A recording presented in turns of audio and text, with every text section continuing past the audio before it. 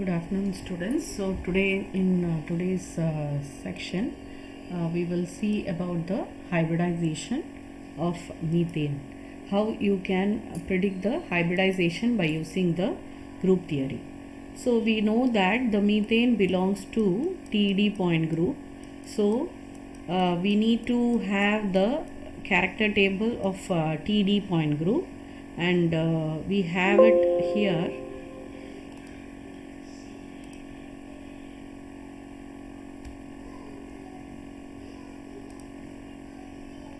So this is your TD character table, and now what are the for finding out the point group, you need to know what are the symmetry elements. So E 8 C3 and 3 C2 6 S4 6 sigma D. So these are the symmetry elements in the TD point group. So you can actually what we have to do is we have to, for finding out the hybridization, we need to have the geometry of the molecule. Now let me label these bonds as R1, R2, R3 and R4. Now I need to find out what are the bonds that are unshifted, number of unshifted bonds.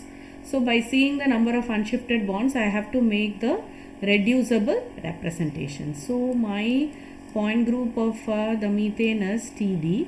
So I will have the symmetry elements as E 8C3 3C2 6S4. You will be given this character table in your exams, so you can just see and write down the elements. So these are the symmetry elements in TD point group. Now I need to see to find out the reducible representation for the gamma sigma, just like how we did for salx. We need to do the same thing for this also. So you need to have this gamma sigma as in E you have all the 4 bonds unshifted, so it will be 4, and C3 will be, for C3 you will have your C3 axis is lying like this here, so you have this only one bond is unshifted, so I have to have it as 1, and my C2 in methane will be here. Wait, I will just try to show you with a different color. My C2 is going to be here. Okay, there are 4 C2s, so it will be here. So this C2 is going to change all the bonds, so the number of unshifted bonds is 0. Here number of unshifted atoms paakakodadu. Here you have to look into the number of unshifted bonds. Now what is S4? S4 is nothing but, see, for example, you have to rotate it through 90 degree and reflect it. Okay, so during 90 degree rotation also there are going to be change in all the bonds, so it is 0. And then sigma D. So sigma D is nothing but, it is a plane that is bisecting two C2s. So the one C2 is here and another C2 is here. So the plane that is bisecting will be somewhere here. So you can find that there will be one of the two bonds will be, see, for example, if you are going to see, there this bond and this bond will be unshifted, so it is 2 here.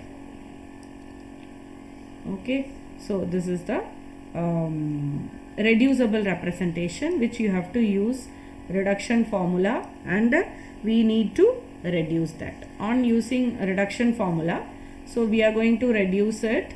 So here we know that the number of so how we have to reduce it. So number of N1 is equal to, so what is the order for this? So what is the formula? 1 by H into 1 by H into sigma of chi of R G of R into chi of R chi of irreducible representation. So this is your reduction formula. So what is the order? So order is nothing but for a tetrahedron, how many elements are there totally. So this is 1 plus 1, 8 is 9, 9 plus 3 12, 12 plus 6 12 plus 6 18, 18 plus 6 24. So 1 divided by 24. Okay, so for N1 what we need to know, here we have to actually multiply the, here the 1 into, see I think G of R is nothing but the coefficient of the symmetry element. So it is 1 in the case of E, and it is 8 in the case of C3, and 3 in the case of C2, 6 in the case of S4, 6 in the case of sigma D. So 1 into, so this is the character of reducible representation is 4, and irreducible representation is 1. So it is 1 into 4 plus into 1 plus the next element is again 8 into the character 1 into 1 plus, here you have 0, so it is 0 plus 0 plus 2 into, so what is the character here, 6 into 1. So the total is going to be, so 1 divided by 24 into, so 4 plus 8 12, 12 plus 12 24. So it is 24 by 24 is equal to 1A1. So I get the number of A1 as 1, and similarly for A2 you will get it as 0, and for E also you will get it as, you can do it in the similar fashion. When you are working out for exam, you have to work it out for all the things, and then finally for T2 you will get 1. So it is the hybridization, or the gamma sigma in the case of tetrahedral molecule is A1 plus T2. So this is the irreducible form for this sigma bond. So when you look into this A1, so we will look once again. So in the character table, if you look into this A1 symmetry, it corresponds to the x squared plus y squared plus z squared. So this stands for S orbital. Okay, so it is corresponding to a spherical equation. So we need to understand that here there is the involvement of S orbital. Yes, S orbital is there.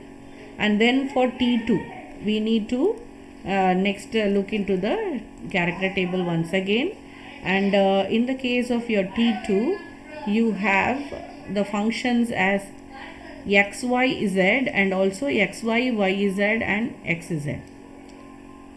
So these are nothing but x, y, z stands for p orbital, and x, y, y, z and z stands for d orbital. So we can understand that this T2 might be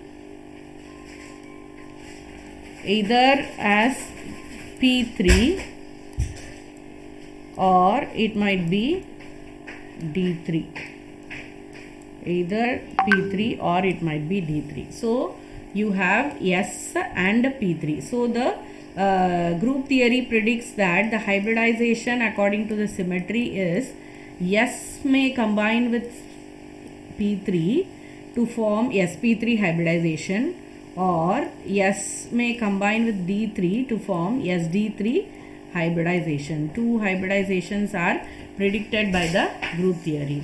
But logically speaking, because carbon is a very small atom and it does not have a d orbital, only this is feasible. So what is the possible hybridization? That is, this is the possible hybridization. Logically speaking, sp3 is the possible hybridization. Although sd3 is symmetrically allowed, sp3 is the possible hybridization in the case of your tetrahedron. So what the hybridization, you need to know the character table, and then you have to find out the bond vectors that are unshifted during each and every symmetry operations, and then finally you have to reduce it in terms of the reduction formula to form the irreducible representations, and you should identify the orbitals that are responsible or that form the basis of this irreducible representation. And in the case of tetrahedron, you find that A1 and T2 are the irreducible representations. So A1 corresponds to S orbital because it involves x squared, y squared and z squared function here, and T2 either stands for the p orbital or d orbital, and so the group theory predicts two possible hybridizations, that is sp3 or sd3. But logically speaking, because carbon is a small element, it does not have a d orbital, so logically we can assign the hybridization in the case of tetrahedral methane to be sp3 according to symmetry. Thank you. So this finishes this video, and we will see in the next video the other hybridization exercises.